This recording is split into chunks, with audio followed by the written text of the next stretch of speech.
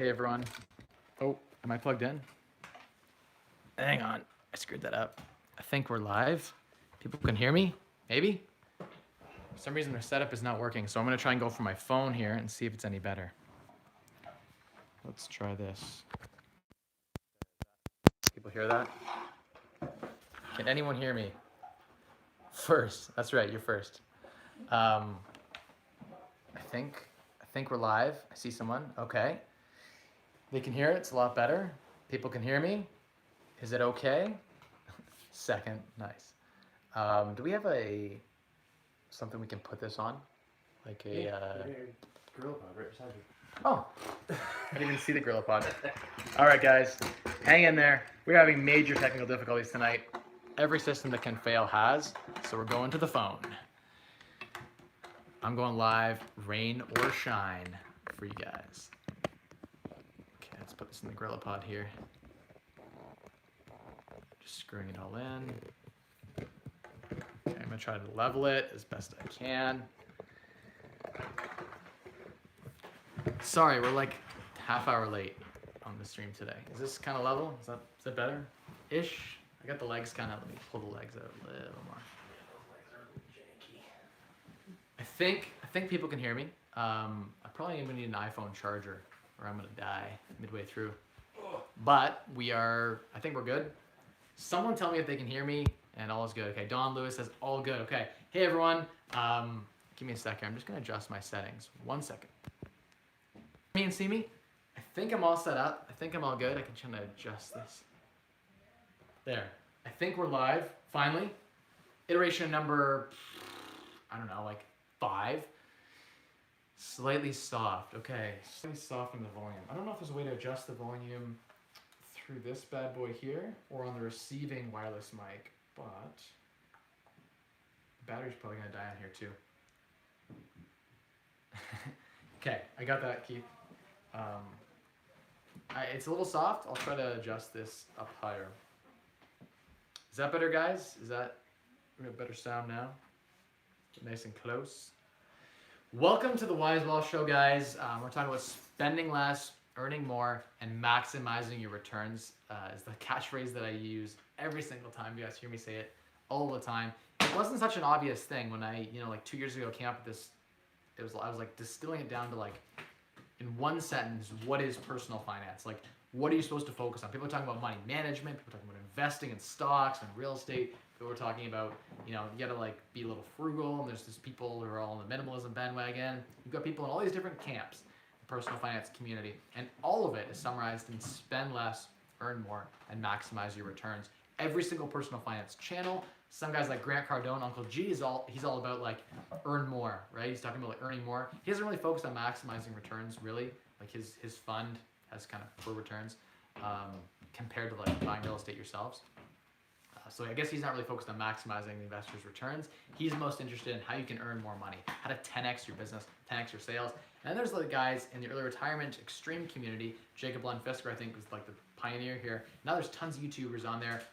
If you go on YouTube, there's a ton of people who talk about frugality, who talk about ways to basically, ooh, nice, we got a charger. Basically, I think we're live. There we go. Still live? Everyone's still good?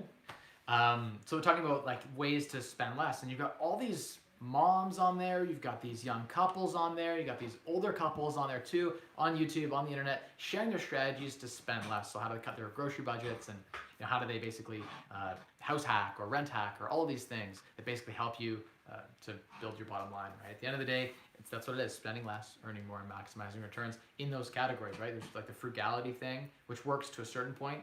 And then there's the whole earning more, like what are strategies you can use to pick up a side hustle to earn more money? Because anyone has the ability to do that. Anyone can earn more money. So what are the strategies you can use to do that? Sometimes it's investing in real estate. It's a big one for me. I love real estate. I believe it's a way that anyone can make about $25 an hour on their time managing their own properties. So that's a great way to make some decent money. If you're a high income earner, you probably shouldn't be managing your own properties. It's not really a good use of your time to really be dealing with like tenant concerns and things like that. You're better off to outsource that item. If it's a $20 an hour task, to someone who can do that. But yeah, so it's sort of like figuring that out. And then maximizing returns, we talk about like some stock investing tips. on the channel. A little bit about, my advice with stock investing is pretty much like buy exchange traded funds, build a diversified portfolio with set asset allocations that you stick to each and every year, and then basically just rebalance once a year. That's it. That's sort of the safe and sound advice, I think. From an investing perspective, you own a small fractal percentage of thousands of companies. You're diversified, you're balanced. 2008 recession hits again. It's all good because you don't necessarily just own the US market. You own many different markets, many different sectors, many which were unaffected throughout 2008, 2009. And so basically you ride the long-term wave, which is about 7 to 8% every single year. And so that's what it's all about on the channel. Feel free to bring your questions, whatever you guys want. I have to look on the phone today. I don't have like a laptop camera set up, but I can still read anything that pops up here and share what I can share. What have I been up to? Today was a rough day. We had some health stuff. I guess we're finally announcing I'm expecting my second child. So my wife's pregnant. We're expecting July 1st, our second child. So that's great. We'll have Emma and then second mystery child. So that's really exciting news that I finally unveiled. I've known for a long time, right? We knew last year even. We've been kind of kept on the DL, right? We're like 5, I don't know how pregnant she is, like 5.5 months, 5 months, something like that. So that's what's been up in my life. We had a really successful video, guys. For those who have been following, hey Logan, good to see you on. Thanks guys, appreciate the congrats. For those who have been on the channel recently and saw the Frugal Living to Retire Early video, it's just passed 20,000 views in a week and a half. So 20,000 views in a week and a half is like my best video by far. On current trajectory, it will hit 100,000 views. It's just a matter of when. Really, really excited about that. That was like, there's the good and the bad. So the good with getting a video like that out is that I realized finally there is an algorithm. I think I got the closest with this video to catching on to the algorithm because it's ranking for frugal living, early retirement. YouTube's actually been promoting it after other videos. And so I'm like, what did I do well there? And I'll share some of that, right? Some of it is titling, a lot of it is description. It's how you say what you say. I think YouTube actually translates what you're saying and ranks the video. So in the first 30 seconds, I said a lot of my keywords in the actual video. So believe it or not, they have software that determines what I'm saying, right? So if you just did like some trashy title that has nothing to do with your video, they'd be able to catch that difference, right? Keyword search has been huge. I found some keywords that are doing really, really well for my channel, like for my content. I have a lot of videos in this area, and so this one certain hashtag and certain keyword I do really well for. So people promote the YouTube will promote my content more likely. Yeah, I mean that's a big one for me. Has been the YouTube this week. With the good also came the bad. So the bad with that was I got a ton of trolls. You guys can see in the comments for yourself, just being like, this guy isn't a millionaire. Like one of my favorite was like, if this guy's a millionaire, I'm a horse. That was great. Another favorite comment that I got on that video was, I don't know if it was on that video or I think he jumped into a different one of my videos and commented something like, I'm so frugal, I find condoms in the alleyway and I reuse them. And he put like other people's condoms, like literally in the comment. I was like, wow, that is like beyond next level frugal. And that is totally not my way, but I had to share it on Instagram because it's just so funny. Who does that? Like what? So some of the funny troll stuff. There was actually some serious stuff that I think if they watched more of my videos, they would understand. They'd be able to answer for themselves. But it's one of those things where you're gonna have people that are gonna meet you in 5 seconds and think like they don't know you have a family. They don't know what you had to go through. They don't know you came from nothing, right? There's a lot of comments like, this guy had rich parents, that's why he's a millionaire today. Or like, this guy had this advantage and that's why. Or, I can't be frugal because of this and this. Instead of asking like, how could I be frugal? How could I earn more money? How could I spend less? They sort of just assume, I can't do that. And so therefore I'm not going to try, I'm not going to learn. There's a wall here no matter what you tell me. I don't know about this house hacking. I don't know about this rent hacking. I don't want to hear about it. It's just this permal wall. So that's something that I think I've been dealing with that video. And as we get bigger on the channel, people share people that actually enjoy my stuff, they share it. The best loyal subscribers like and comment in the first 10 seconds. Really important actually, the first 10 to 20 seconds of a video, if it gets a lot of engagement, if someone comments after jumping into a video, they say, hey Mike, love this video, it's great, whatever. Just stuff like that. You can always amend your comment later. that sort of engagement, even disliking the video, I think actually helps it. So it's interesting, and when people engage with the content, it gets promoted more. And it's interesting, in the first 3 hours I drop a video, that's when it matters the most. Really weird, I don't know why that is, but they look for things like your like ratio, your click-through rate is huge. So that's one thing that if you're watching my content, you get towards the end of my video, even if you're like only can watch half of it right now, click to the end of the video, and then I recommend videos now like cards, or usually the end screen, there'll be like 4 end screens. Click one of them and watch the first 10 or 20 seconds of my next video and like that video. That's huge. Like YouTube, they're like, that's their number one thing, is keeping on their platform, right? So if my content, if you watch 2 videos, you click on my video and then you watch a second video, YouTube's like, wow, this video was so good. They were so hooked on what he had to say that we're going to want to then promote a second video. So then basically YouTube just says, okay, Mike Rosehart keeps his people on his channel longer. They're more likely to click his next video, and people who watch videos all the way to the end then get promoted to other channels and videos. So that's something that's kind of interesting. Okay, some questions coming up here. Would you recommend turnkey real estate as a good investment? Bianca, good question. Just saw it pop up there. The thing with turnkey real estate, yes, I think turnkey real estate can be really great. Depends on the market you're investing in, right? If you're investing in Vancouver, New York, Toronto, LA, a lot of these bigger markets, what you'll find is that the turnkey investments there, but what I mean by by turnkey is managed by someone else. So they place the tenants for you, they manage all of the concerns. It's completely turnkey. You don't do any renovation work at all. That's a big one.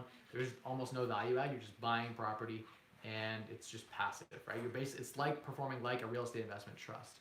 So what is it about a real estate investment trust or what's different owning a property versus owning a real estate investment trust? Well, with a REIT, you get if you owned a residential real estate investment trust, what you'd find is that they'd own residential property, very similar. They should have economies of scale. There should be some sort of advantage to that. Specifically, they should be able to get better negotiated prices on contracting work, materials. They have better software and systems to manage things more efficiently than a small portfolio of properties. So theoretically, they could do it better. Net of management fees, theoretically. A lot of the REITs have commercial holdings and issues like that. Like, I don't like commercial real estate personally. The returns don't seem to be as attractive in my market for commercial real estate, just because London has a ton of available residential and commercial industrial square footage, and there's just not the demand. And I also do think long-term commercial real estate, people are moving away from being in an office. People are working from home now, remote working. People are working online, so there's less demand, I think, for office space.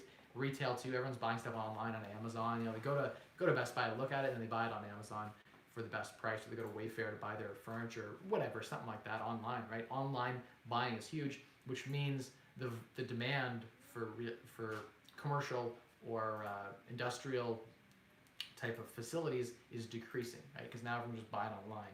So there might be an increase, I guess, theoretically, in warehousing, because there'd be a lot of online shipping. So just following the trends, right? I just think in my market, London has a lot of available commercial real estate retail that's available. A lot of retail type leases that are out there and available. So I wouldn't want to invest in that space. But talking about turnkey, back to your question, it can be. Sometimes what you'll find is that you're better off just investing in a REIT. They will take your dollar, they'll lever it up for you like 3 to 1. So they'll go take your money, you invest $10 in a real estate investment trust, publicly or privately traded. They go take your money, they buy a bunch of property, they manage everything for you. You're just a dividend holder, or you're a unit holder, and they pay you basically, it's like a dividend effectively, but they call it like a disbursement, I think is what they call it. It's not technically a dividend, it's treated like interest income. But you can own it in a tax-free savings account, interestingly, right? If you're Canadian, or in some sort of tax vehicle. And you could earn, say, 15, because you get every month you get a return, guaranteed every single month. Is how REIT works. They usually pay out like between 7 and 10%, plus you get the appreciation on their portfolio. So if they're buying smart, this REIT is buying smart, then you'd get theoretically a good return on appreciation as well. So you get that upside without having to own or manage any property. You literally don't do anything. You just buy this publicly traded residential real estate REIT, and basically they crowdfund your money and they lever it up and they buy property. And you get the advantage of leverage, not as cheap as you get personally. If you buy properties personally, you will probably borrow like 3.5%, 4%, between 3 and 4%. So what you're going to find is that you'll get a little bit better juice, right? Because you can buy 20% down personally, so you'll get 5-to-1 leverage, whereas a REIT can take your money and lever up about 3-to-1. So you're gonna get about 3-to-1 leverage versus 5-to-1, and they're gonna borrow at 4.5%, 5%. Because when you buy within a corporation, the banks charge higher interest rates. It's considered commercial lending, right? There's premiums associated with owning property inside of corporations, which makes no sense. They're personally guaranteed anyway. You personally guarantee what's in your corp to get qualified for the mortgage. It makes no sense why the bank charges you more interest. They just do. So that's something to kind of consider, I guess, when you're thinking about, do I buy turnkey rental properties or do I just buy a REIT? It kind of depends on who the manager is. If you have a really bad manager on your turnkey rental property and you paid like above market value, theoretically the REIT would outperform your turnkey rental. But it just does depend on the market, on the situation. I think if you're in one of those big markets, like I said, what you'll find is that people there aren't getting a lot of cash flow at all. And so the really turnkey properties there are like 4 cap rates, 5 cap rates. If you're borrowing at 4%, there's no spread. And so what that means, like your return on assets, a 4 or 5 cap rate, which is like your rate of return, all of your rental, your net operating income divided by the asset price in that market, and then basically looking at the cost of the debt. So the cost of the debt is the same as the return. There's no difference. So if you're levering up 5-to-1 and there's no spread, you're getting 5-to-1 of 0. So there's no point. I like to buy 10 cap properties and borrow at 3.5%, right? So I'm getting like a 7% spread between my cost to borrow, cost of funds, cost of debt, and what I'm getting from the asset. And so that gap is where your leverage is multiplied by. So if you're 20% down, you're levered 5-to-1. So if you have a spread between your return on asset of a 10 cap rate and your cost of debt of 3 to 4%, your spread is let's say it's 4% on your cap rate, or 4% on your cost of debt and 10 on your cap. You have a 6 spread. You're levered 5-to-1. You get your return, your 20% down payment fully. You get the full 10%, and then the remaining 80% you'd get levered up, right? So you get the power of leverage on the spread. So the spread between the 10% again and the 4% is 6%. So that 6% difference times a 5-to-1 leverage, right? So 6 times 5 is 30% return on investment. That's where leverage is really sweet. You get that, basically, that's 30% return on the bank's money. The bank has lent you at 3 to 4%, and you've taken that money and spent it on an asset that produces cash flow, produces rental income and net profit, net operating income, that more than pays for the debt. So the first 3 to 4% pays back the debt, and then from 4 to 10%, that's all your profit. So that's basically how you make money. If the bank's investing, say, 80% of the money, then you get the value of the difference. This is why I don't understand people buying in Vancouver. There are 2 cap rate properties. People are borrowing at 4.5% in Vancouver to buy 2 cap properties. They are losing money. Every dollar the bank invests, they're losing money. It makes no financial sense. The only people parking money in that is dumb money or emotional money. My business partner, Way on here, he has a property in Vancouver, and his family does too. And it's emotional. It doesn't make any financial sense. The only play is appreciation. The only play is that down the road, someone will pay you more for the property, and so you'll take losses on the cap rate because of that. So it's something to sort of think about when you're thinking about turnkey rentals. I think if I was in a market like Vancouver or Toronto, I would just invest in different markets, or I'd invest in a REIT, so real estate investment trust, or I'd find someone to JV with, which is basically like a real estate investment trust, but more low key. The thing is, this is why I do what I do when I partner with investors. My investors can go and borrow at 3.5%. They can hold 5-10 mortgages personally and use their income, because you have a job, you have an income. You should be using that income to qualify for mortgages. If you're not, you're wasting that income. You could be using that to go borrow a bunch of really cheap money, and then as long as you throw that money against strong cap rate type properties, if they appreciate too, the same thing. I talked about the cap rate spread on cash flow. Let's talk about how leverage makes appreciation really attractive. So let's say you had appreciation of 5% a year for 5 years, which is like the London market's done way better than that. But let's just say that for conservative numbers, let's do actually the London market the last 3 years. So people who had mortgages, right, especially the people who had 20% down, 80% loan to value mortgages, they avoided the CMHC fees, which I'm a big fan of. I don't like the 5% down mortgages because you pay a lot of fees to CMHC. Your 5% down payment is basically eaten up by a 4% fee to the private mortgage insurance person that is then compounded against you. So you charge interest on that over the life of the mortgage. And the value of that benefit of 5% down is eroded within 3 years. You're at about 20% down anyway, because you get appreciation and mortgage pay down, which basically counteract all of that value you had by buying 5% down. So I'm not a 5% down fan. I've done tons of videos on that. You guys can watch those if you want to learn about why you shouldn't buy with private mortgage insurance 5% down, why you should at least put 20% down. If you don't have the money, go borrow it from someone at 10 or 15%. It's still cheaper than paying the private mortgage insurance. But that's neither here nor there. We'll talk about that later. I've done different videos on that already. I'm not going to rehash that. Appreciation. So we're talking about how appreciation works with leverage. Let's say you have 10% appreciation for 5 years, 10% a year. That's what we've actually seen in like markets like Toronto, London in the last 2 years or so. But let's say 10% a year for 5 years. It's 50% appreciation. People bought houses for $1 million and they're worth like 1.5 now. People bought houses for 500, they're worth like 750. 500 to 750 is exactly 50% appreciation. So those types of things. Oh, hey Jonas, how you doing? Jonas is in the basement right now, chilling. Bunch of good questions here. I'm excited to answer all those questions. Tune in, guys. Stay here, guys. I'm going to answer your questions. I promise I'll get to them in just a sec. I see those questions. I see them there. Trevor, Dawn, I see your questions. Limitless, I see them as well. I'm going to jump on those questions in just a sec. But we're going to talk about appreciation here, right? So appreciation, let's say we got 50% appreciation over 5 years. You bought a property for $500,000 hypothetically, and it's worth $750 today. Now, if you used leverage, right? If you borrowed 20% down, and you let the bank put up basically $4 for every dollar of your dollar. So your buying power is like 1 to 5. Your down payment on a $500,000 house would be $100,000, right? 20% down. So you got $100,000 you've put up of your own money. What is your return on investment? So your return on your investment on your $100,000 you've put up, you might say is, well, 50% return because you've had appreciation 5%. Ignoring cash flow for a minute, just looking at appreciation would be, 50%. So you'd expect to have 150,000 back, 50% growth on 100 grand. It doesn't work that way because you levered. Your 100,000 wasn't just buying $100,000 in real estate. Your 100,000 bought you 500,000 in real estate because the bank put up 400, you put up 100. So the way it works is when your property's appreciated 750, you get an extra $250,000. So your $100,000 has just become $350,000. So your return on investment in that scenario on 50% appreciation, when you're 5 to 1 on the spread, you'd have 250% return.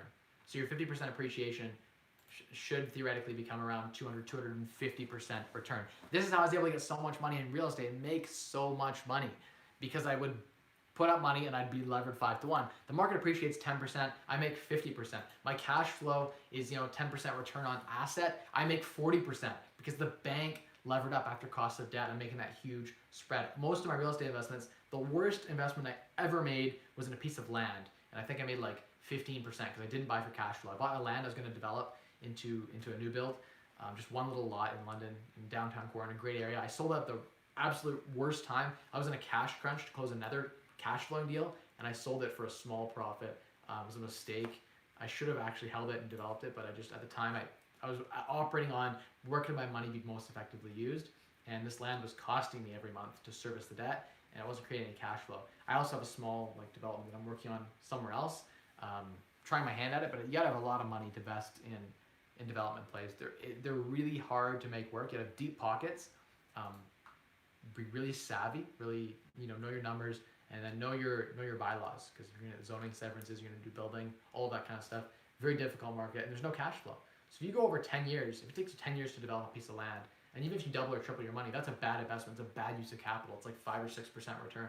A lot of guys talk about, oh, I had this development 5-6 years ago, I doubled my money on it. It's like, well, that isn't that good of a return. That's like 7%. So anyway, hopefully that clarifies your question. As always, it takes just 1 or 2 questions in the comments to get me on a 15-minute tangent. As you guys know, I love my tangents. So thank you, Bianca, for that about turnkey investment properties. My only point there was that leverage can be your best friend. And so even if you can make a spread of, say, let's say after all of the cost of management, your cap rate is like 5 or 6, you're going at 3 or 4, there's still 3% difference.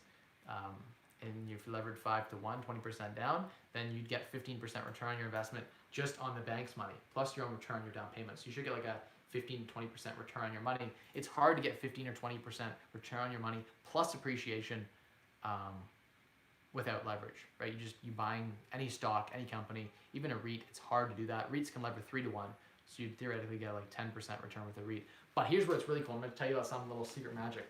You can buy REITs, real estate investment trusts, that own real estate in your TFSA, your tax-free savings accounts, in your RRSP, and it's tax-free TFSA. So if you're getting 15% return from a REIT, which is what a lot of REITs have been performing lately, some of them pay 1% back per month, so 12% annualized. If you're getting 12% return annualized in your tax-free savings account, you can withdraw anytime you want, because tax-free savings account, you can withdraw whenever you want, tax-free. That's the same as 24% return on investment in an open margin account, assuming you're at the top marginal tax bracket. Say you make 100 grand a year. If you're making 100 grand a year, then you're way better off. If people buying properties making 24% return on their capital, they should just put their money in a TFSA and buy a REIT.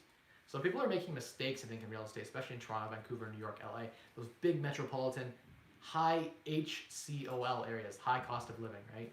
Areas, where it makes more sense just to rent hack. Why would you own property? Especially when you're trying to bet on appreciation. That's just speculative plays. None of us know with a crystal ball where real estate is going to be in 5 or 10 years in a specific market. We would all be gambling on gentrification and change in a neighborhood. Now, I like to buy for cash flow first, and I try to line up, the gentrification and the appreciation plays with, the cash flow. But, if you're just buying for just appreciation, that's a risky business because you got to float the cost of the debt. That's a scary thing. Sometimes I would consider that debt borrowed against like Vancouver real estate to be almost, if you're not using that capital effectively and you're borrowing it against an asset that's a 2 cap rate, you're actually losing money. That'd be a bad debt. Mortgage is supposed to be good debt, right? But in those situations, it's actually a bad debt. In most cases, those properties are bad properties to hold. You should sell them and rent. Okay, cool. Hopefully that answered your guys' question. I think I went on a little long enough tangent. Trevor, you're up. You're up on the block. You guys doing any recession prep at this time? I keep hearing more people talking about a recession coming. Just wondering if you're modifying your strategy at all. Trevor, great question. Let's play through that. Let's workshop a recession. The answer is yes and no. Yes, I am cognizant a recession is possible. Yes, I keep certain cash reserves available for a recession because recession to me just screams fire sale. So during a recession, if there's a recession in real estate, I am going to buy. I'm going to buy so much, right? I'm going to be so hungry to buy. That's when you want to buy, is during a recession. So a recession is a great thing. It's an opportunity to buy at a discount. Recession is good. So recession isn't this scary thing. If we look at recessions as opportunities to buy, especially if you have a strategy like I do in real estate where I'm in it for the long haul, I'm in it for the cash flow. So even if, let's workshop this, even if market prices were to crack 30% down, that's like a huge drop. Possible, maybe. 30% drop in real estate prices. All of my properties are cash flow positive. All of them I don't need to sell. So if I don't need to sell, I just continue to hold, right? Through that time, I'll continue to create cash flow, get a decent return on my investment. I don't buy based on appreciation. I don't even care about purchase price. A lot of my properties have been bought simply, and a lot of the time I've already burned them. So I've put another mortgage on them and pulled my money out. So I don't even often have any money in the deal or very little money in the deal. And I got tons of cash flow coming in. So for me, it's not about that. What you find in times of recession when prices are dropping, no one wants to buy. That's why the price starts dropping. You get this, you do exactly the opposite. What you should do, here's a bit of advice, do exactly the opposite of what everyone else is doing. So if everyone is running to a new market, they're like, you know what, this new market is the market to buy in, don't buy in that market. If everyone is doing, everyone's selling, don't sell. Hold, right? Buy when everyone else is selling, right? That doesn't always work, but as a general, if you look at historically speaking, same in the stock market, when everyone's selling, you want to be buying. It's hard to call the bottom, when it's going to be the cheapest price possible, but if you dollar cost average, slowly bought it, what you'd find is that, you'd perform better than the people who followed the market hype. You want to do what other people aren't doing, so it's just overall smart advice. Talking specifically about recession proofing, I think having a bit of cash reserve available is important. Having access to capital, I have access to capital. During a time, if there was a recession, I would shake the investor tree and find the money to buy a ton of real estate. I would make the ask of people out there who are in my network and say, look, I need to borrow money at 10%. I'll take the risk. I'll pay you that 10%, and I'll go buy the real estate. You don't trust me to buy the real estate, you don't want to buy it, I'll go buy it, and I'll borrow the money to buy it, right? And use the cash flow to continue to service that debt. And then when things recover, I'll be laughing. But yeah, I guess what you find is that rents tend to be relatively stable in times of recession, Trevor. people can't afford to buy. No one wants to buy. Everyone's afraid to buy. So everyone just rents. And what ends up happening is unless we have an emigration, like a bunch of people leaving the country, like let's say a bomb drops in Canada and it's like a nuclear war zone, that would be the only time we'd actually have a real issue. In which case, like so many people are dead and there's so many other problems that I think real estate prices coming down is the least of our issues, right? There'll be riots in the street. But yeah, I think in a doomsday type scenario that's not very likely to ever happen, that would be the only way you'd be kind of screwed. But if you're thinking through it, rents tend to be relatively stable. In 2008, what you found is that people rented. They couldn't own anymore. The bank foreclosed and they had to live somewhere. As long as they're still living in that country, in that city, they have to rent from a landlord who can hold through those times. You know, at the end of the day, it just comes down to exactly what Don just said. Listen to Mike, think long term. Exactly. People get emotional and they get irrational. And you don't want to be emotional or irrational. But what you do want to be is hitting that like button right now. All 32 of you guys watching. Smash that like button. I want to see that like button go up right now. Hit it. Hit it. Hit it. Michael Chung wants to hit a Ben Tan. I think Elise already made food for me, so maybe tomorrow. Oh, I had sushi yesterday. It was delicious. All you could eat. But it was overpriced for the value we got. It was good. I could go for some food right now. Okay. Let's get some of these questions banged out because I promised I would get those questions knocked out. Jonas, jump in the comments here. Savage. Okay. Andrew K, how you doing? Good to see you on. Don Lewis says, I rent our residential properties and convert them into legal duplexes and triplex properties for investors in the GTA. I provide the investor with a turnkey house. Okay, Don. So Don's providing them with a turnkey house. Yeah, I mean, they're investors. So they're investors who want to add a lot of value and make a lot of money. That's my style. I renovate, I replace tenants, I do all of the things that no one else wants to do, the dirty work, right? I'm gutting houses, and I do it in a way that I think I do it more efficiently than most people do, and so that's my competitive advantage, right? Anyone can flip a house, but not everyone can flip a house well. It would seem that everyone can flip a house, especially in the last 3 years, right? Anyone, even the bad flippers, made a ton of money. So you can never tell who the good flippers are in times of boom. In times of recession, that's when you can tell who's a good flipper. That's when you can tell who's really good at the value add. It's when you can get units rented when you got to do 30 showings. Right now, like 1% vacancy in London, everything rents like that, right? I find the best tenant still is a skill, I think. Find that right tenant. You don't just put any tenant in, right? A lot of the renters that I'm coming across today are, ODSP or, not the ideal type tenant. They have a lot of pets or stuff like that that aren't great overall. Oosh Limitless says, hi Don, what is your advice for Airbnb business in Toronto City? Thanks for your advice. Airbnb in Toronto, actually, I know some people who do Airbnb in Toronto. You can make a ton of money until they regulate. If Toronto decides, like Vancouver, you need special licensing and there's hoops to go through, or a condo where it says, hey, no more Airbnb in this condo, you're screwed. So don't buy anything based just on Airbnb. But yeah, you can make, I know people who are doing student rentals, like 10-bedroom student rentals in Toronto, that are getting almost 1% rule, which is crazy. They're buying these $1 million properties, getting $9,000-10,000 a month in rent. That's crazy. They're sort of using like the student by the bedroom strategy. More effort, more energy, but again, getting a better return. Same with Airbnb. Airbnb is a business. You're turning your property into like a little mini hotel. And so as a consequence of all that energy you're putting in, you get a much higher return. There are people in Toronto who get 2% really, $1 million properties that bring in like $20K a month on Airbnb. I've heard the stories, it's crazy. 500K properties that bring in $10,000 a month on Airbnb. They get great returns. So there's a strategy, there's a way to cash flow these properties. Again, higher risk. Something could happen tomorrow where no one's on Airbnb anymore, or gets shut down by the municipality. The government decides they're just gonna say no Airbnb at all in this city. So it's a bit of a higher risk. If you can buy for good cash flow and then Airbnb it as well, you can, and get the getting's good, get the money, do it 100%. The thing with turnkey can be really good. There's nothing wrong with turnkey rentals, especially if you're a professional like a dentist or a doctor, someone whose time is valuable. Your time might not be the best spent renovating a property, and because you don't have the skill set, you probably wouldn't do it very efficiently. Maybe it isn't best spent renovating a property and like all the tenant placement, all the headaches associated with that. A turnkey property has fresh tenants placed, everything's done, no worry about maintenance. I've seen people get maybe 20% return with no headaches, and they way prefer that with leverage, right? They're buying 6, 7 cap properties and getting an overall 20% return on their down payment. That's good for a lot of people. They're happy with 20%. Could they buy the way I buy and get 50%? Sure. But the energy, the stress, all that associated, they don't want that headache.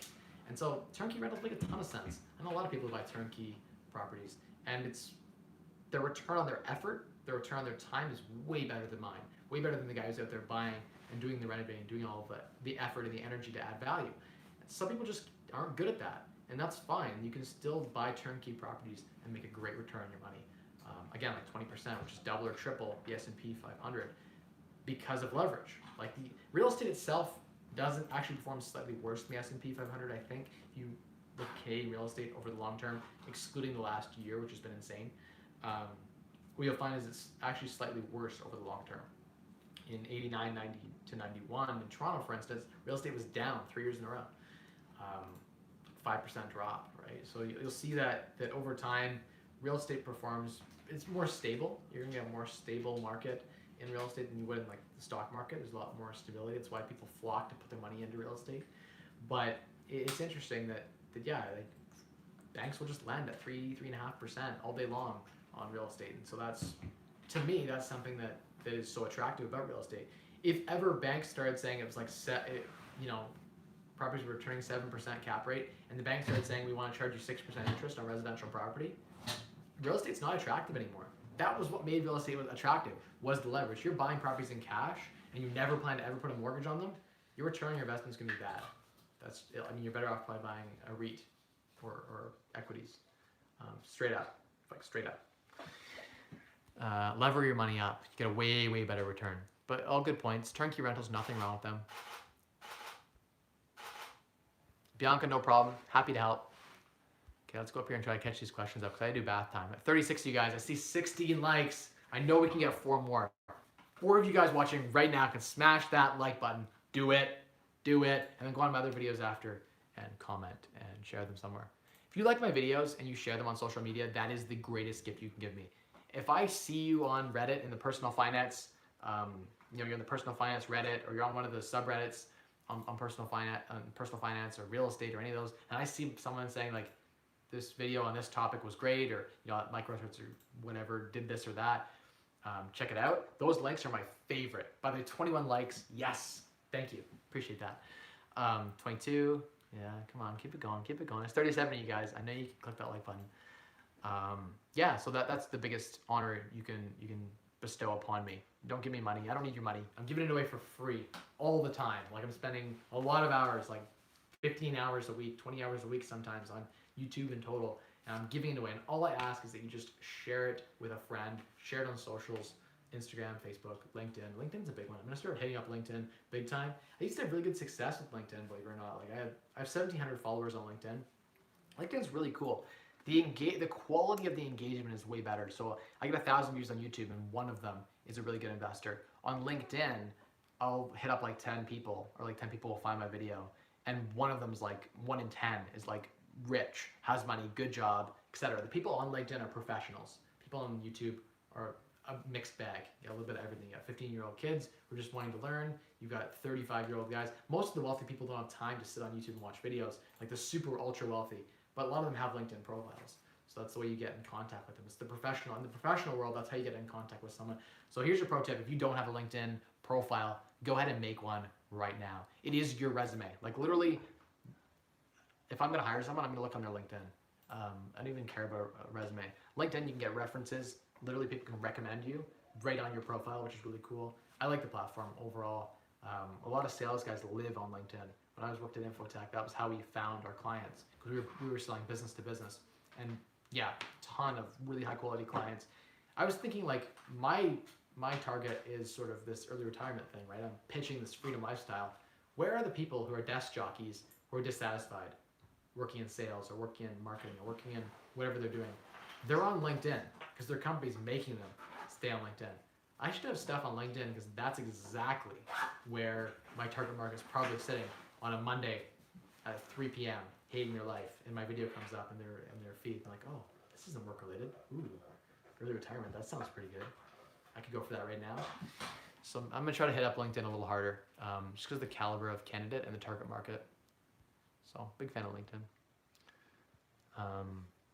No one else is for some reason. No one else is hitting up LinkedIn. I don't know why. I've been loving LinkedIn for like 5 years now. Eric, good to see you on. Welcome. We're I think this is the right Eric. Maybe I have probably several Erics who follow me, but we're working on the Wilson triplex. Just getting gutted right now. Like just a huge endeavor. It's become such a big project, but I'm really excited to see how it kind of ends up in the end. I'm excited to answer all these questions. I'm going to get to them all really quick. Let's do a rapid lightning round, because right when we get to around the time of bath time, I go really fast on the lightning round and I catch up on all the questions that have been piling up. Be ready for vacancy, be ready for lower rents or no increases, be ready to drop in the value of the property. If you buy and hold with enough cash flow, you should be safe. All solid advice, 100%. Make sure you're buying with margin. Buy below market value so that if things drop, you're okay. Buy for cash flow, so if things drop, you're okay. Buy with so much cash flow that if rents drop, you're okay. Just prepare for everything. Prepare for the vacancy. Have those reserves set aside for that. Next question. Turnkey investments could work very well for people who make really good income and don't want the hassle of managing their properties. Yes, 100%. I like Airbnb, but don't know the returns on them. Currently looking into them. Don Lewis, yeah, Airbnb is great. It's a lot of energy, a lot of effort. So your return on effort, return on time is very bad. But the return on your overall investment, if you hire a manager to do it for you, not actually pretty good. Living in the house. Yeah. Then you can just manage it yourself fairly easily, like Kyle's doing, which we need to feature Kyle. Kyle, we're going to do an interview with Kyle. It's going to happen. We're committing this live in front of all of you. I'm committing to it right now. Wow, nice. 25 likes. Someone else just liked this video. Thank you so much. Right now, we're going to commit to it. I'm going to interview Kyle about how Kyle's been able to kind of be a version of FIRE, a version of financial freedom, which is really a cool one, I think, for people who are going to check this out. They're going to find some value, especially the creative types. They're going to like his house hacking story. Andrew says, BS on the REIT returns, looking up anywhere they do about 6 to 7% on the stock market. Okay, so I'm talking about specifically REITs that are focused on residential real estate. So focused on specifically the residential segments, the student rentals, the single family, the multifamily. What you'll find is they do perform much better than the commercial REITs. The private REITs, specifically the ones that aren't under the S&P 500 or the TSX regulations, those ones that are more private, they're investing in London, Windsor, all of these markets, and they're owning property in Kitchener-Waterloo. You can invest in those private REITs if you're an accredited investor and effectively have, I've seen the actual returns over the last 5 years, and they're like 12% plus appreciation, percentage a month.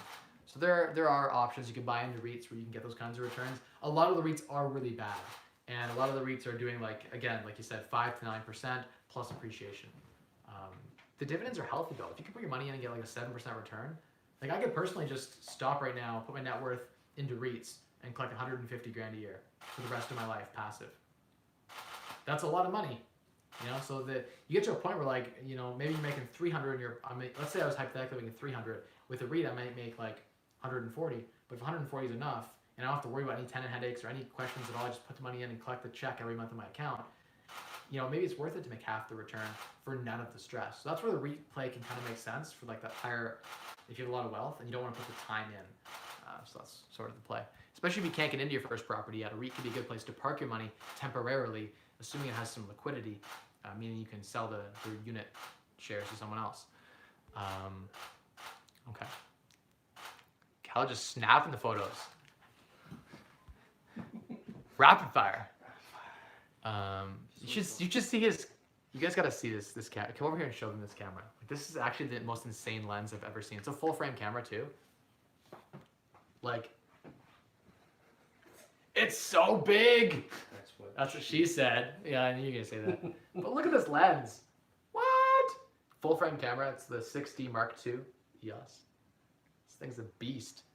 It's so heavy. My arm's like just getting tired. It's like a little workout. I love it. Just wait till I'm shooting on a 1DX. Yeah, there you go. It's an even bigger camera. The D-ROM. Yeah. That's the goal. We'll get there. We're getting there. Yeah. Okay, what are we doing here? I know I sold some of my duplexes. They could easily make 9 to 11% as a turnkey. Yeah, there you go. Is that assuming 20% down, because it affects your ROI considerably depending on the amount of leverage and the cost of the debt. Hello, Gabriel Rangel, good to see you on. Rangel, good to see you on as well. Buying property that is turnkey is a great investment, especially when the property has been extensively renovated and has positive cash flow and good tenants. Yeah, nothing wrong with the strategy, especially if your time is valuable. There's nothing wrong with it. I actually have bought a turnkey rental once, and I added some value to that property still. It was completely turnkey and really nice. I just added a bedroom and I put in better tenants and got higher rents. But I bought turnkey too. It was so easy. I didn't have to renovate anything. There was no energy, no mind share, no effort, no stress. That is worth something. You know, if someone offered me like two paths, like there's a red pill and a blue pill, it's the wrong analogy. I'm not gonna use the matrix analogy. But let's say there's like two options, right? Two paths. One's like 20% return on your money, and it's just like the hardest journey you're ever gonna have. You're gonna have to like climb through a thorn bush to get 20%. Or I can give you 15% return on your money for like the easiest path ever. You just like sit back in a chair and do nothing and watch a movie. I would take 15% now. Now the old Mike would have literally crawled through a thorn bush for $1. I have actually done that. I once had a guy, he's passed away now, it's a really sad story. He's a really wealthy guy. He used to do his, he used to take care of his plants when I was a kid. When I was like 9 years old, I was hustling, making some money, taking care of his flowers every morning and doing his grass and his stuff like that, his maintenance. And I used to walk over to his place. He had a really nice house and nice grounds. And he would hit golf balls over this embankment down to this river. He would send me down to get golf balls and give me a quarter of a golf ball. I crawled down, got poison ivy, crawled down this like steep embankment like this, through like thorn bushes and everything. I was like covered, bleeding, back with like 10 golf balls to make like $2.50. And he'd be like, here you go. And he was just trying to give me like that money, I get it. And it was a good return for him. That's how hungry I am. Like that, there was a time where like literally for an extra percentage in return, I would do that. Today I'm multi-millionaire. So I don't even, like it's hard for me now. If someone were offering me like there are people who bring me flips where I can make like 20K profit or a 10K profit. I'm like, ugh.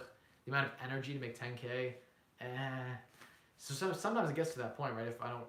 I guess I have guys that do a lot of the work now for me, that crews and people I can rely on. But for me to do it myself anymore, like what I used to do, I don't have the hunger in the belly anymore because I've earned that first bit of nut. Okay, let's get these questions rapid fire. Okay, can't go wrong. Even if the appreciation is low, the tenants are paying down the mortgage. Don's got a point. I mean, it's probably better return than you're going to get in a REIT because you're still able to buy turnkey properties at 3.5% using your own leverage, 5-1. That gives you an edge. Cheaper than a REIT, better leverage. Don Lewis knows what's up. Listen to Mike, think long term. I like that. Mike, I know this is way out of field, but I'll ask. Any thoughts on Mexico? Transactions usually cash. Thanks. William, I don't know much about Mexico at all. I know in some developing markets, like in Costa Rica and Jamaica and places where I've looked to buy property before, the mortgages start at like 14% in those developing nations. It's interesting. A savings account, if you go to Scotiabank, has Scotiabank in Costa Rica. You go to a Scotiabank in Costa Rica and they are offering 10% return, 12% return, pretty much 10% on your savings account. Literally put your money, your USD currency, in their bank and in Scotiabank in Costa Rica, and they'll pay you 10% return because they're going and taking that money and lending it out to people, locals there, at 15 and 17%. It's crazy. Mortgages at 15%. It actually, in developing nations, that is how it is. That's why people buy in cash in those markets, because the interest rates are so ridiculous on the mortgages in these developing nations, because they're securing against real estate in Costa Rica, in like some random country. Who knows what's going to happen with that real estate, right? It's not like in the US or Canada or in Europe or in like stable countries. The reason they lend so cheaply is because they believe that the real estate is that safe. That just says how safe the bank believes that it is. Jason, good to see you on. Thanks, appreciate that. Welcome to the stream. We're gonna wrap it up pretty shortly here. I'm sorry I'm so late, guys. I started late, so that's my bad. High risk, William. That's right. Andrew's got 100% right. Otherwise, great returns. Yeah, you do have exactly a high risk with. That's why the return and risk should be proportional. So the higher the return, the higher the risk should be, except in real estate because leverage. We're getting these 30% returns, 40% returns on our invested capital because the bank is lending us at 3.5%, 4%. And that's why we have this huge edge. Again, it's one of those anomalies. That's why a lot of us are flocking to real estate to maximize our returns. It's why people keep messaging me saying, like, Mike, please, can I buy a property with you? Can I buy like 2 properties with you? Will you manage them for me? Turnkey, 100%. And the answer is yes, I will do that. And a lot of my investors are on here watching, so they know what's up. Jason can attest to his you've in the last 6 months like doubled your money. You pulled all your money out, so you've already doubled 100% return on your investment, more than that, which is crazy, right? Like who's getting those kinds of returns for no effort, like literally not managing the property or doing anything.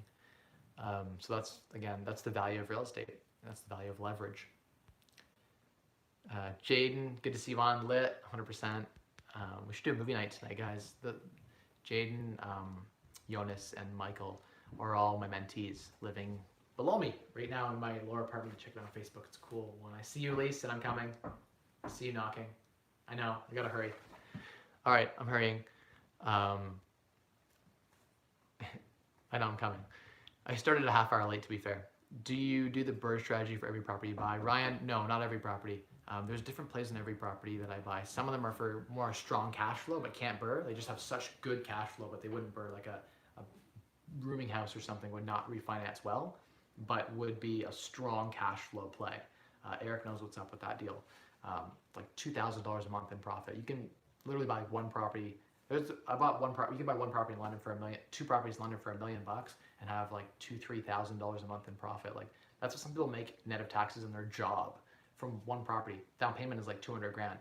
So you could literally buy the financial freedom really quickly. For the 41 people who are on here right now, I want to see a like. 28 likes. We can get higher. I know we can. Do you do just the BRRRR strategy? Yeah. So it's one of many strategies. Not the best strategy.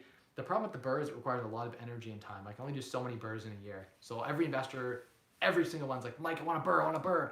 We're trying. We're buying properties under market value as best we can. We are delivering a ton of value. If we deliver a BRRRR for an investor, that means within like 6 months, they've got 100% return on your investment. Do you realize what you're asking of me when you ask me for a full BRRRR guaranteed? You're asking me for 100% return on your money in 6 months, a 200% annualized return in a year guaranteed. Like Warren Buffett, the best investor in history, could not promise investors more than like 10 or 15%. I'm delivering like many folds, many times greater return than that.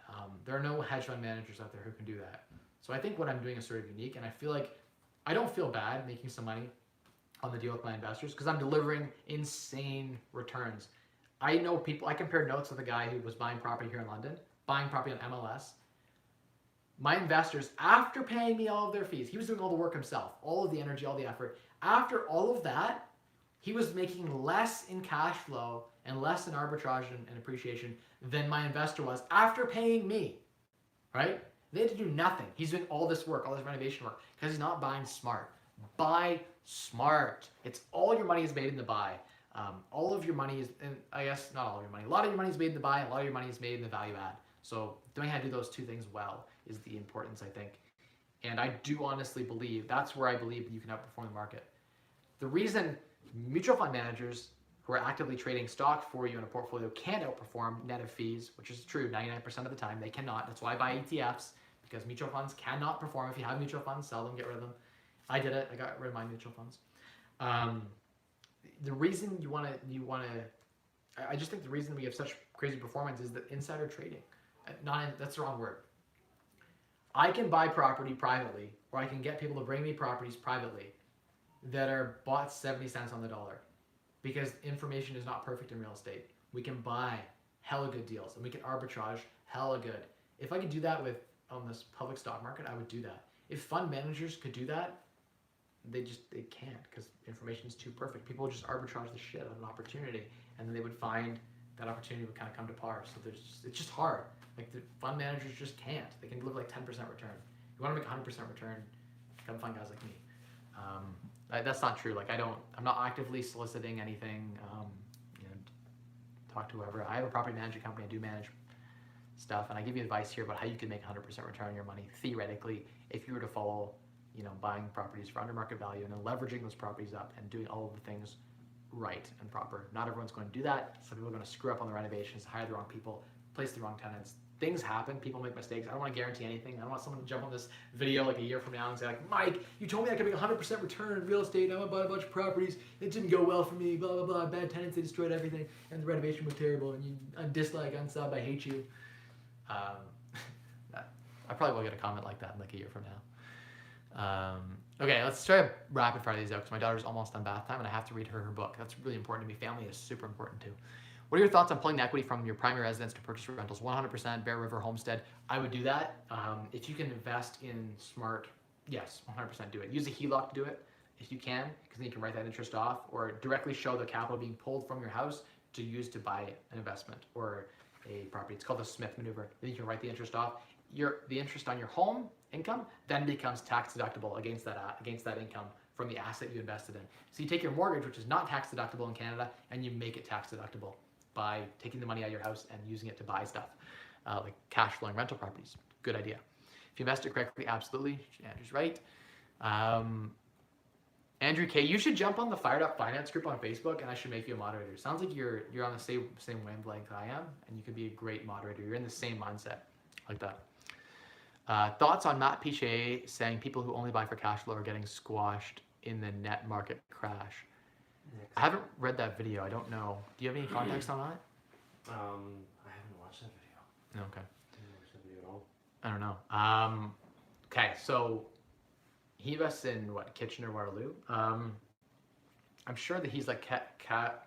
I don't want to shit on people. It's just not my thing. But if you had to ask me for the whole overall market, I'm seeing people invest in Toronto and GTA in those markets, and what I'm seeing is they do annualized returns over like 5 years or 10 years, and they'll say like appreciation is going to. I'm guessing appreciation is 3 to 5% or something, and they're making all of their bank on the appreciation. What he's arguing is that when you're focusing on cash flow, you're missing out on the appreciation plays. I don't think that's necessarily the case. If I am buying 10 cap rate properties and I can sell them anytime I want at a 6 cap rate in London, how is that bad? How am I missing out on anything at all? If I'm buying at 10 cap rates and I can sell them at 6 anytime, I have a huge arbitrage opportunity, right? That's it. That's the strategy. So when you buy for cash flow, you can also buy extremely under market value. The reason I like rental properties and rental property flips as opposed to single family type flip burr projects, right? I like the multifamily, the duplex, triplex, cash flow focused properties. The reason I like them more, a couple things. One, the debt is self-serviced. Plus you're making a ton of cash flow regardless of what happens in the market. Somebody we can clarify that a little bit further so I can be more educated, Ryan, on exactly what what you're talking about in that you said the net market crash. I don't know what that is, but I think you're probably safest when you're flipping cash flowing properties. You have the lowest risk because you have cash flow coming in. I can't understand. All of my cash flowing properties have appreciated faster than the market. I'm gonna say that again. All of my best cash flowing properties have appreciated because they're desirable to an investor. Investors who want turnkey rentals that are fixed up nicely, that cash flow well, are extremely valuable. I just don't understand in those markets how like the cash flow they're getting, the cash flow he's getting, his return on investment has to be low.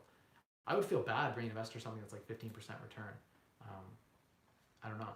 I guess people are playing for the appreciation play. I don't understand exactly what the question is, but I've always found that you'd have greater appreciation on a play that is focused on cash flow and much, much lower risk, like hands down, multi-levels less. Yeah, so that's why I invest for cash flow, because I align the two. I align my appreciation, gentrification plays with cash flow plays. So it has to be an appreciation play and it has to be a cash flow play. Maybe he's just saying that because his market doesn't have cash flow anymore. I just shoot darts. I feel bad. I don't feel bad. He's actually a good guy. Like his videos are pretty good.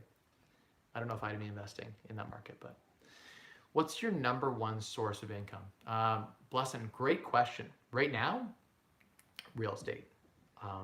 By far, real estate is my number one source of income.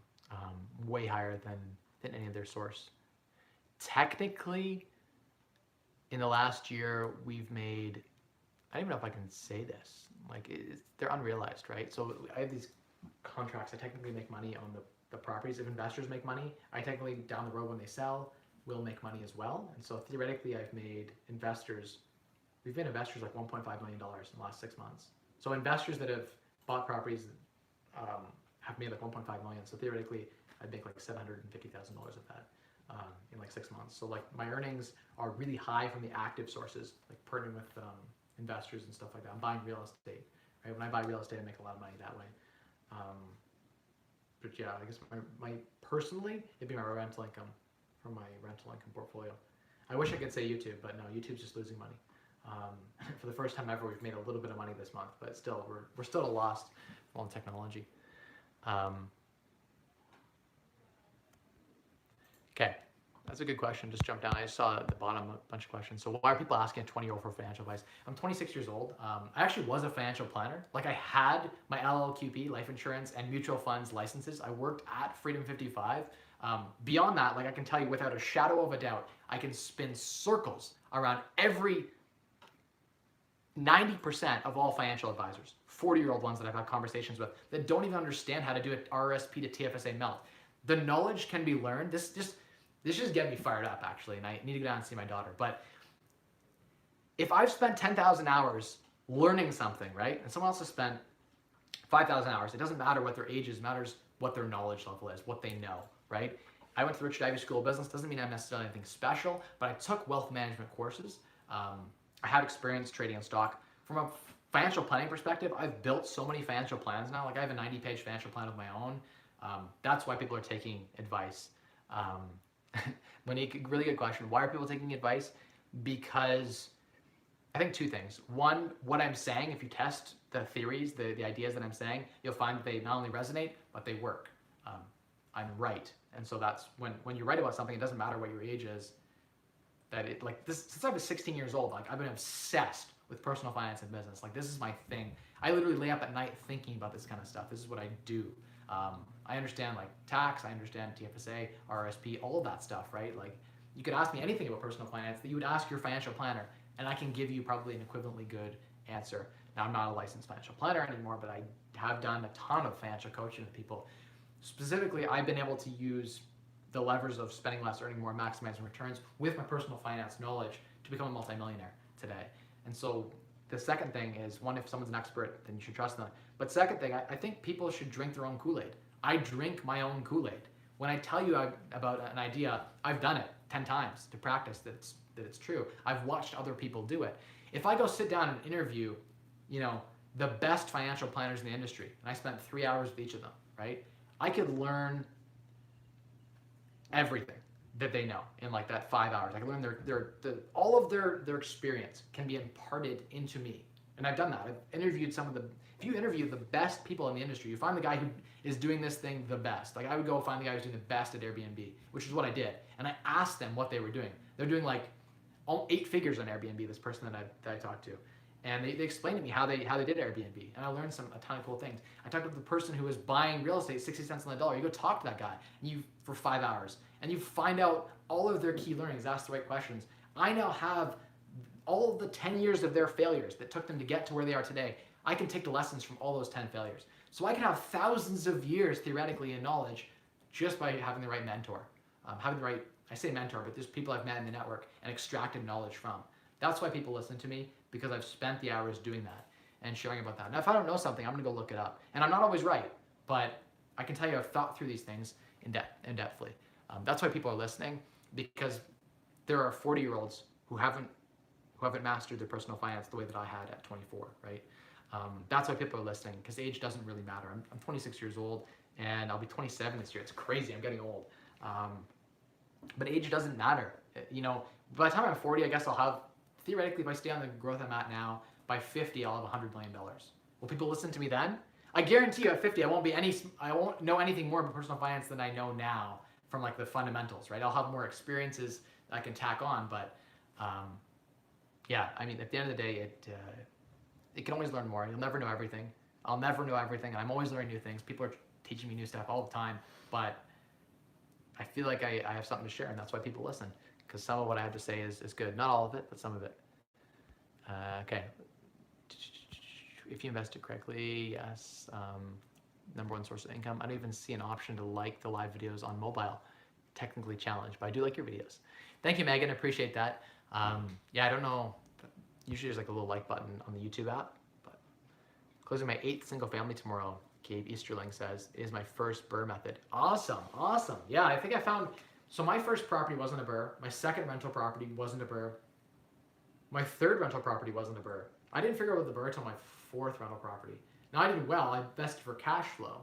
I did make some money. Like I was getting 30 to 40% of my money. And I did have some value add. I did do some renovation, but it wasn't a full BRRRR. I had to work up to getting the confidence to buy a property that needed that kind of work. I was working a full-time job. I couldn't commit to like structural issues or like cutting in massive egress windows and doing full basement refinishes. I wasn't at that level of confidence. It took me till probably 2016 to get to that level of confidence through doing, right? And so that's the way you do it. You just start with, get your feet wet with the property. That's the most important part. Keith wants to buy 10 properties this year, and I think he could probably do it. Don, Keith, we'll get you those. We'll get you 8 more properties this year. We're gonna find them. Don says, JV with a partner, great way to invest in the market with a fellow investor. Don's 100% right. Great way to get into the market and leverage someone else's expertise. What do you think of Cozy for rent collection? I've not used it. We have our own property software. They can pay by credit card and stuff like that. So yeah, I'm a big fan of automated rent collection. At least e-transfer is automated. Nowadays, you can automate pretty much everything. So that's great. Gabe, I find single family usually don't have the returns. What does your cash flow look like? So Andre, the thing with single family that's so nice is you get arbitrage. So like I'm buying properties in London below replacement cost. You couldn't build them for the. I bought a property for 125 grand in East London. 125,000 for a detached 2-story house, 3-bedroom. We added a half bath, so it was 1.5 bath, unfinished basement. I can rent that out for $1,700 a month. The cash flow is like $800 a month positive. The return on investment is insane. I can't go buy a multifamily that has that kind of percentage return. I just can't. They're all trading at like 6, 7 cap rates. We're gonna buy a 14 cap in single family because there's arbitrage opportunity. People are unsophisticated, so you're competing against. Yeah. Anyway, so that's why I like single family personally. There is a play there with the single family. If you're buying on the lowest end, if you're buying $700,000 houses, $500,000 houses that are single family, that's a terrible return. The rents just aren't there. People that get to the $2,500 a month and above rent just buy. So the problem is there's just no one to support those super high rents. A $750,000 property has to rent for $7,500 a month to make sense, and people just don't want to pay that kind of rent for a $750,000 house. It's just the nature of how it is. Good to see you on, Jason. Great video. Would like to partner with you out here on Windsor. Frank, well, send me a message. Maybe there's something there. Maybe we'll jive together, and there's an opportunity to partner up for sure. We're looking into Windsor as well, and there's a couple other markets I've identified. London is still like my home farm area. I'm still locking up like the 1% rule all day long. I locked up some 2% real properties here in London. So people are coming here saying there's no cash flow, this and that. It's because they don't know where to look.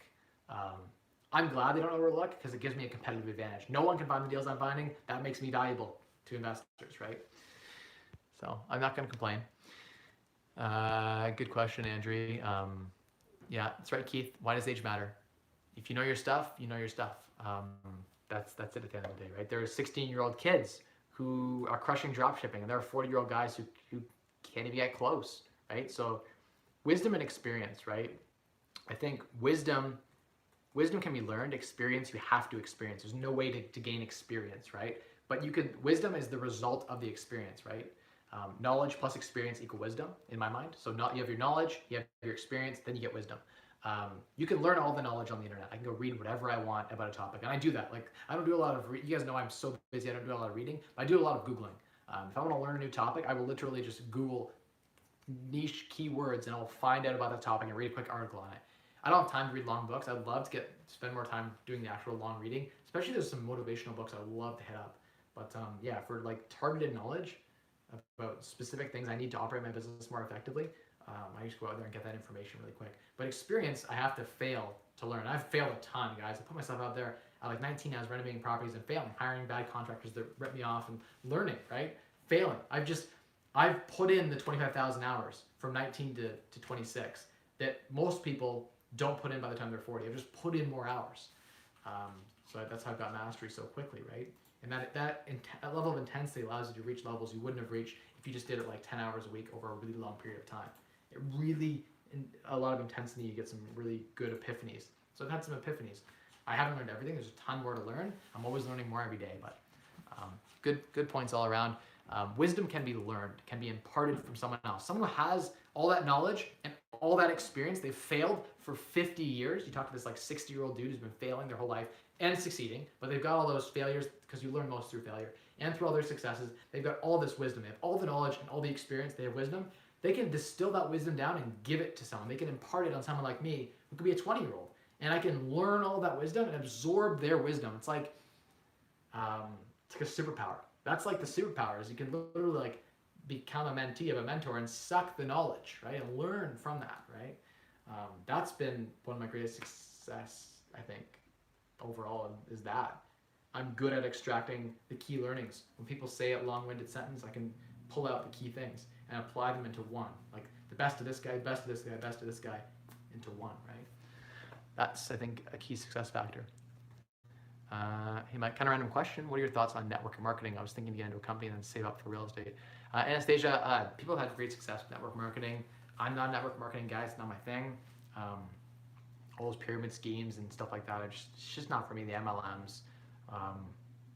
98% of people fail at all of those MLMs, all of them.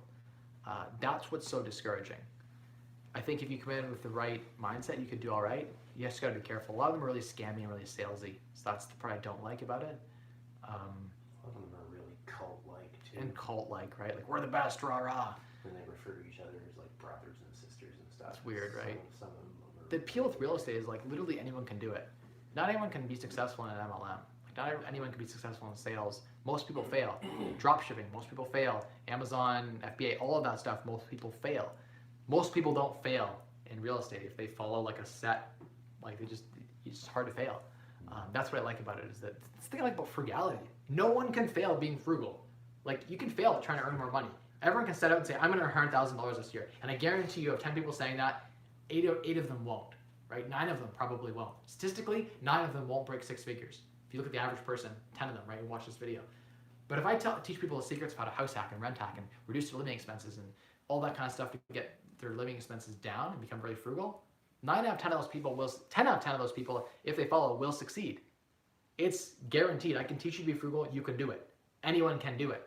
I can't teach anyone how to make 100 grand a year. I just can't. I can teach you the skills, and some people just won't have, they just won't be able to execute on it. They just won't have the skill. I can teach you the knowledge, they just won't have the skill to execute. And unfortunately, that's just the statistics. 90% of people never crack 6 figures in their life, ever. 90% of people don't. That's why I like frugality. That's why it's the leading cause of early retirement, because it's the one that's most replicatable. It's the one that applies to anyone. Anyone watching this can take advantage, pretty much. 99% of the people. That's what I like about frugality, and that's what I talk about on this channel so much.